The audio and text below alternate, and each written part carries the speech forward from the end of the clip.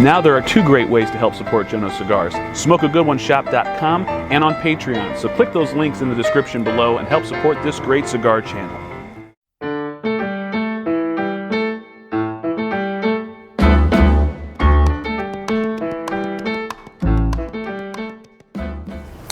Good evening once again, ladies and gentlemen. Joe with Jonose Cigars back for another review here in the very hot month of July, although this evening is giving me a brief reprieve from the oppressive heat. So it seems like a good time to sit down with one cigar that I bought back in December of this last year, December 2020. A new release by Opus X, Arturo Fuente's Opus X line, and that is the Opus X Forbidden X 13. This is a follow-up to a series that they released back in 2011 and 2018. This one is called the Heart of the Bull Vitola, which is basically just a Robusto 5 1/4 by 50 ring gauge stick. This is a pretty gorgeous looking cigar. Obviously the Opus X insignia is always going to be very striking and very attractive, but I love the color scheme, the gold, the black, the red, and little hints of orange in the secondary band there with that great little clock and the 13 there in the secondary band. A very pretty looking cigar, beautiful wrapper leaf. It's got extremely tight seams, very few veins, one semi-prominent vein that kind of goes down the front of the cigar a little bit, but other than that, it's just a near flawless looking stick. Nice triple cap on the top. Pre-lit aromas. We're getting some faint graham cracker, honeysuckle, hay, just straight up honey, I think. Very sweet, semi-floral sort of smells coming off of the cigar. The blend on this one, kind of undisclosed. Not a whole lot is known about the blend of this cigar. Considering that it comes from Arturo Fuente, we can almost always surmise that this is going to be a Dominican Puro, but I'm not going to just say that for sure because I really don't know. It just says an undisclosed blend. Wrapper, binder, filler, they're not telling you anything. So let's just go ahead and get it cut, toasted, see what we can find out.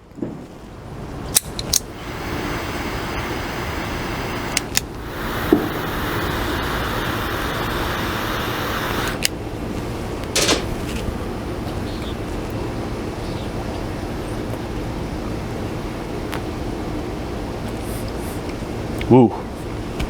Right away, perfect draw. Very good smoke output. It's got a light oil slick on the tongue and palate, medium bodied, and there is a very nice savory roasted nut and some sort of flavor that I'm not even joking here, kind of reminds me of hot dogs. That's a first for me.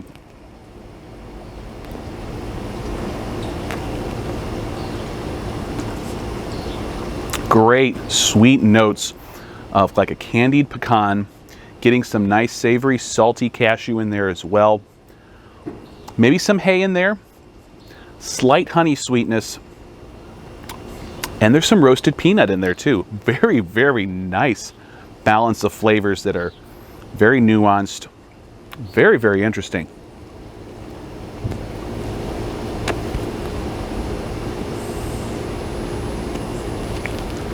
Retrohale is very nutty. Lots of roasted pecan, roasted almond, cashew, little bit of peanut. Hints of some cayenne spice. Not super bold though, pretty mild. Boy, that is really tasty, very aromatic, very balanced. All right, very good start on this one. Let this go until we get a little further into the first third. See you then.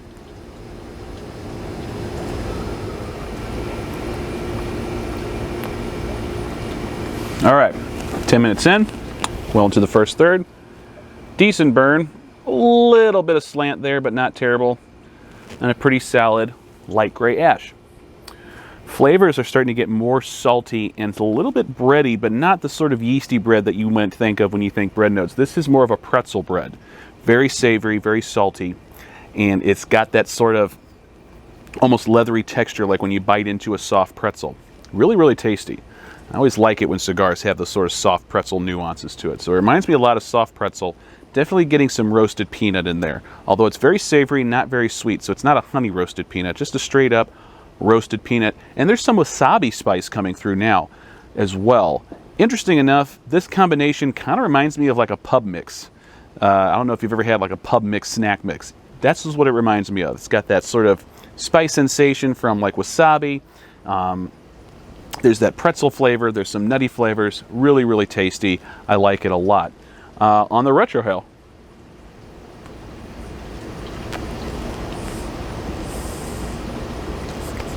Yeah, it's really starting to build on that wasabi note coming through on the retrohale. There are some cedar notes coming through. Still some lingering peanut. It's a very dry roasted peanut though, with some salt, wasabi, cedar. Like it. Very good balance. Very good smoke output and draw. This draw is about as perfect as a draw I could have hoped for. So, full marks on that so far.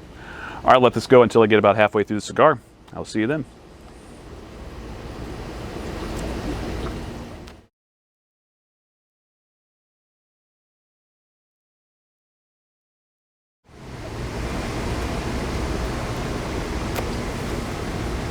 Okay, 40 minutes in, about halfway through the cigar. Burn and ash are doing very, very well. Draw and smoke output right on point, about as perfect as I could hope for them to be. It has gotten really, really good. After that first segment ended, you could really start tasting a really fine, savory, aged cedar. Very salty, very aromatic, very tasty. The nut flavors have been building in all kinds of great ways. We started getting a sesame oil in there. We started getting this weird dark berry jam note coming through there. It wasn't particularly sweet, but it was more fruity than anything else, so I just kind of settled on kind of a fruity, jammy sort of flavor. There are some florals coming in. Kind of a honeysuckle, lavender sort of mix. We are getting that pretzel bread. Man, it just keeps building. It's kind of the driving core flavor. Really, really tasty. There's some slight caramel sweetness coming through. There is a lot of stuff coming through on this cigar, and it is in really good balance on the retrohale.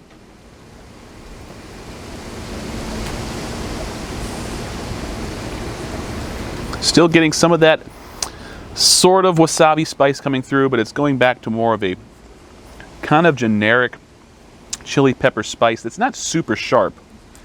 Very savory, lots of cedar. We're really starting to get some peanut and cashew now on the finish of that retrohale as well. Really delicious, thoroughly tasty. Still medium bodied, flavor's kind of a medium strength, but there's a lot of nuance coming through. Lots of little subtle intricacies moving in and out. It is just a delight to smoke. Liking it a lot. So, short of this making a nosedive in the last part of the cigar, this is going to be a pretty high scoring stick. Let you go until I get to the last part of the cigar. I'll see you then.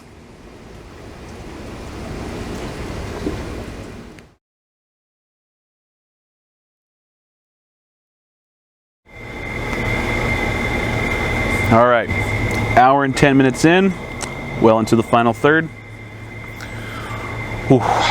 This thing is pretty amazing. Still getting plenty of that pretzel bread, nice bready saltiness. It's got a slightly chewy smoke texture. Just reminds me of a nice soft warm pretzel. Delicious. But there's a lot of other things going on in there. Cannot overlook the cedar. It has been there and it has been really, really well balanced. Savory, a little salty, a little bit of mustiness coming through. Just love it.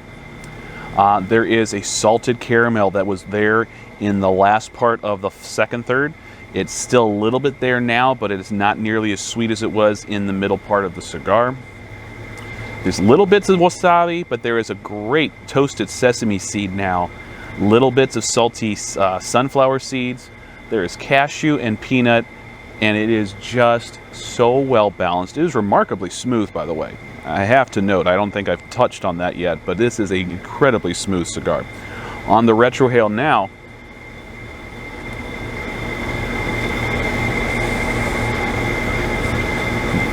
lovely cedar, sesame oil, peanut, cashew, and little bits of caraway seed. Hints of some white pepper, hints of red pepper every now and then. Just delicious. Super layered, really well balanced, very subtle, intricate. I love this cigar. I really wish I bought more than one. but because I'm a bit of a cheapskate, at $21 a stick, I settled with just the one. In retrospect, I really wish I had bought two, because I'm going to need it if I want it in my top 10, and right now, this is definitely going to be up there for the time being. This is a phenomenally tasty, remarkable cigar. Ash, burn, draw, smoke output, everything construction-wise was just great. Only ashed the cigar twice, and as you can see, the ash is holding on just fine now here in the last third. When I ashed it the first time, it looked like, oh, it's about to fall, let me go ahead and ash it, and it actually took a little bit of an effort to get the ash to come off the cigar, so it could have gone even longer. That's impressive. Just a fantastic entry by Fuente. Can't go wrong with Fuente most of the time, and the Opus X line is the cream of the crop, of course, in their blend portfolio. Opus X Forbidden 13, just intriguing, the title alone, and boy, it just did not disappoint. Loved it, loved it, loved it. If you see one, buy one, and buy one for me. I'll pay you for it. Let me know if you've gotten it. If you get one, I will pay you for it, and I will even pay for shipping so you can get it to me, because I want some more. Thanks so much for joining me for another review here in the month of July. As always, don't forget to subscribe. Click that icon, bottom right corner, and don't forget to hit the bell icon so you get notifications every time I release a new video. As always, check me out on Instagram, @Jonose Cigars is my handle for all the other written reviews that I put on there. Occasional giveaways are on there as well, so don't miss out on that. Follow me on Instagram. And if you want to help support Jonose Cigars, two great ways to do it. SmokeAGoodOneShop.com, link in the description below for great Jonose Cigars merchandise. And head on over to Patreon and check out Jonose Cigars on Patreon. Join the Smoke a Good One family. So sign up for that subscription for the Smoke a Good One newsletter. It comes out monthly. There's a lot of great material in there. I think you'll really enjoy it. Thanks so much again for watching. Hope you have a great rest of your July. Until next time, smoke a good one.